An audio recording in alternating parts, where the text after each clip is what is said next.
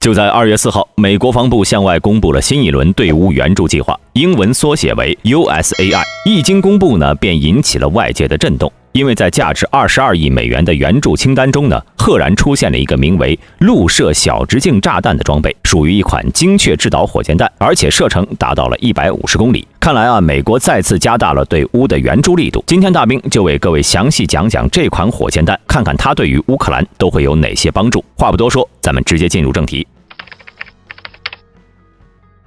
这次 USAI 的援助清单中呢，除去陆射小直径炸弹以外，还有数套防空导弹系统、反无人机系统、对空监视雷达、高射炮以及一些军用无人机等等。综合来看，这就像是反制现今俄军对乌克兰的新措施。如果各位近期没有太关注俄乌战场局势的话，可能不太清楚，从去年冬季开始呢，俄军前线部队便放弃了此前的联合作战的战术，原因是因为面对的在整个北约支持下的乌克兰，只采用单纯的现代化信息战打法的话，根本无法和北约大量的卫星来抗衡，所以俄军干脆化整为零了。在前线用小分队携带小型巡飞弹，或者在侦察情报后直接引导后方炮击的方式和乌军部队进行消耗战。也就是说，俄军就没想着要大幅度的推进战线，而就是用这种缓慢加偷袭的打法，慢慢消耗乌克兰的有生力量。因此呢，在网上还被戏称为穷人的信息战。但不得不承认，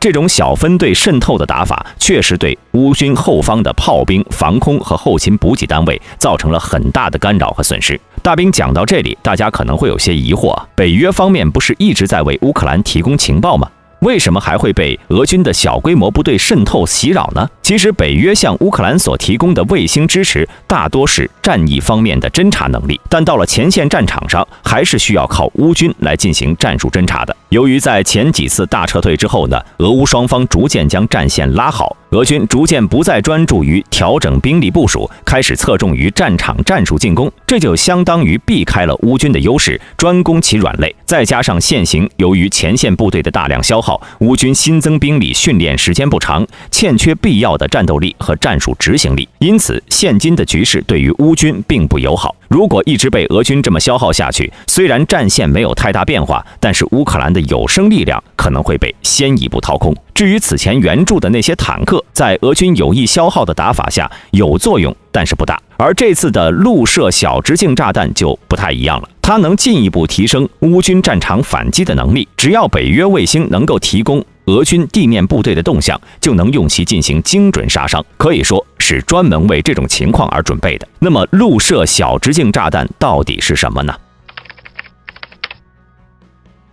关于 GLSDB， 它是美国波音公司和瑞典萨博公司联合开发的一款导引式多管火箭炮弹药。从设计方面来看呢，确实非常新颖。弹体主要是由3部分组成，战斗部和制导部分是一枚 GBU-39B 型小直径炸弹，动力呢则是安装了一部固体火箭发动机，两者由专门设计的极尖适配器连接在一起，构成了极为独特的2级布局结构。其实对于波音来说，开发 GLSDB 的初心非常简单，就是最大程度延长 GBU-39B 的生产，增加订单量。直白来说呢，就是榨干该弹药的最后价值。大家应该都知道， GBU-39B 是美军开发的首款200公斤以下级别的小型制导炸弹。当时呢，主要是为了提升战机的载弹数量，以及作为打击多目标能力的新型空地制导武器。优势呢在于重量和尺寸很小，弹体全长 1.8 米，弹径190毫米，弹重130公斤，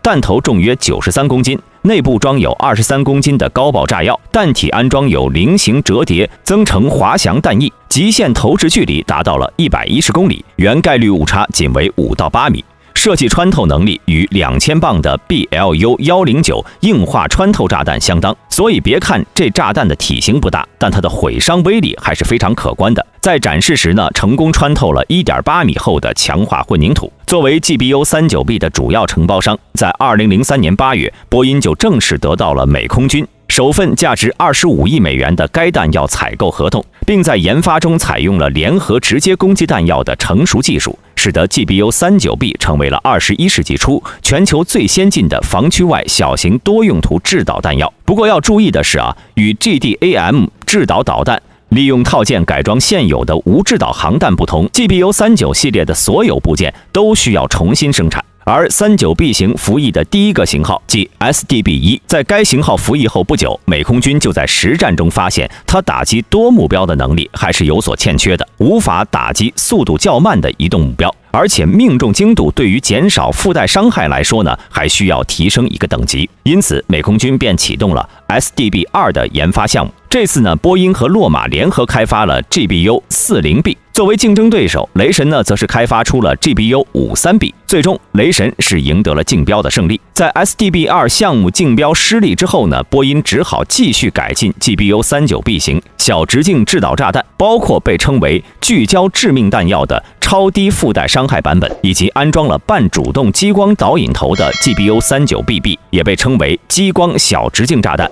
但是呢，美军对于这些改进型都是没有太大的兴趣，于是波音便想到了将空射型改为陆射型号的办法。在此之前呢，应该是受到了现代空导弹逐渐发展成为地空导弹成功案例的启示。期间呢，为了降低开发成本，分摊研发成本，波音呢是选择与瑞典的萨博公司作为合作伙伴。后者虽然以性能出色的 GS-39 鹰狮战机闻名于世，但是该公司立下也开发过许多出名的战术导弹，比如 NLAW 反坦克导弹、RBS-15 反舰导弹、RBS-70 防空导弹等等。因此，波音和萨博在 GLSDB 研发上呢，算是强联合了。到了2014年，波音和萨博正式签订了 GLSDB 项目的合作开发协议。根据波音公司早期的设想，战斗部打算直接应用 GBU-39B 型炸弹，动力系统呢，则是直接选用美陆军退役的 M26 型无制导火箭弹的固体火箭发动机，而主要工作则是研发连接制导炸弹与发动机的极间适配器，并进行系统整合和测试工作。其实呢，这次波音的目标非常明确，就是针对美陆军现役的2款多管火箭炮，也就是 M270 和 M142，其唯一提供一款射程在 M31 制导火箭弹与 MGM-140 战术弹道导弹之间，作战灵活性更强的远程制导弹药。其模块化发射弹药与 M31 一样，都是4连装的。与此同时，利用退役的 M26 的部件以及美空军大量装备的 GBU-39B 炸弹，也能够最大程度地降低采购成本。但是美陆军对于 GLSDB 并未表现出非常浓厚的兴趣，最终还是选择了洛马开发的陆军精确打击导弹，而波音呢，并未就此放弃。虽然没有得到美陆军的青睐，但是波音和萨博依然选择继续开发 GLSDB 武器系统，后续不再使用 M26 火箭弹的发动机，换成了挪威 Nammo 公司开发的新型固体火箭发动机，使得 GLSDB 的极限射程达到了150公里，弹长为 3.9 米，弹径 0.24 米，弹重272公斤。而且从15年至今，波音和萨博一直在努力宣传和推销 GLSDB 系统，主要目标呢，就是为那些装备了 M270 和 M142 火箭炮的国家。与此同时，两家公司呢，也在不断提升 GLSDB 的作战用途和性能。比如在2021年9月，萨博就成功利用 GLSDB 命中了130公里距离上的海上目标，证明它有成为岸基反舰武器的潜力。另外，挪威 Nordic Shelter 公司还专门为 GLSDB 开发了以标准集装箱作为伪装和承载系统的模块化发射装置，让其摆脱了只能由 M270 和 M142 发射的局限性。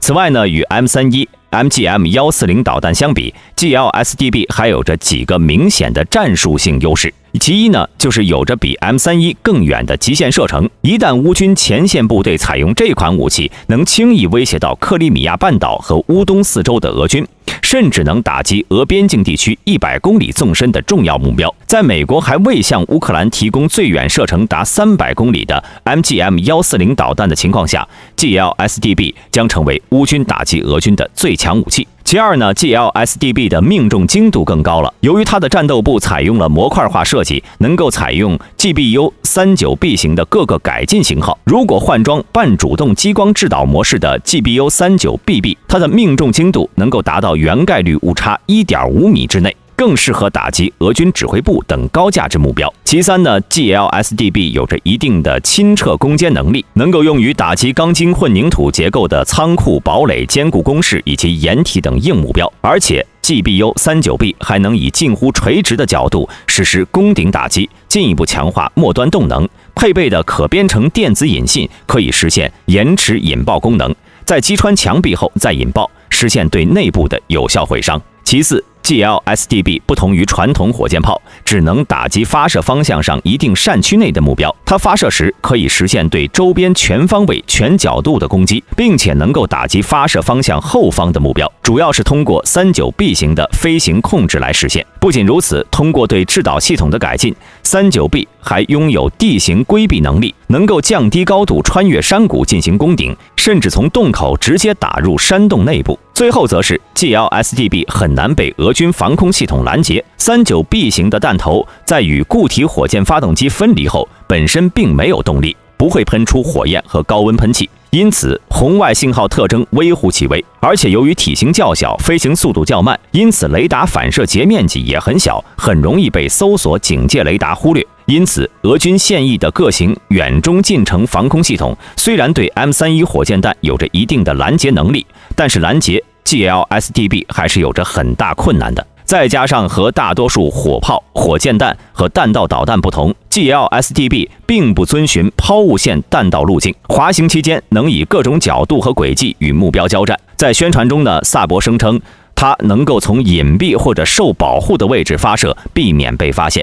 使其不易被传统的反炮兵雷达发现发射地点，大大提高了乌军炮兵部队的战场生存能力。除此以外呢， GLSDB 低廉的成本也是一个优势。目前单枚 SDB 的价格仅为4万美元，与之相比的 M3031 制导火箭弹的价格约10万美元。虽然大兵上面说到 GLSDB 已经换了新的助推器，但也不是不能用 M26 的火箭助推器。毕竟美国及其盟友手中呢有着大量的 M26 的助推器，能迅速的将 SDB 与助推器组合成 GLSDB 援助给乌克兰。随着这次援助的到来，与目前的制导火箭弹相比，它能直接将乌军防区外精确打击武器的射程提高1倍，打击范围将覆盖至克里米亚半岛，进一步缩短与俄军导弹部队的差距。总结来说，随着 GLSDB 火箭弹的到来，能极大的降低乌军前线的压力，甚至有可能吹响春季反攻的号角，收复被俄军占领的乌克兰领土。好了，今天的视频到这里就结束了。如果视频中有出错的地方，欢迎大家在评论区内指正。喜欢的朋友请点赞关注，之后大兵会为各位带来更多更精彩的视频。我们下期再见。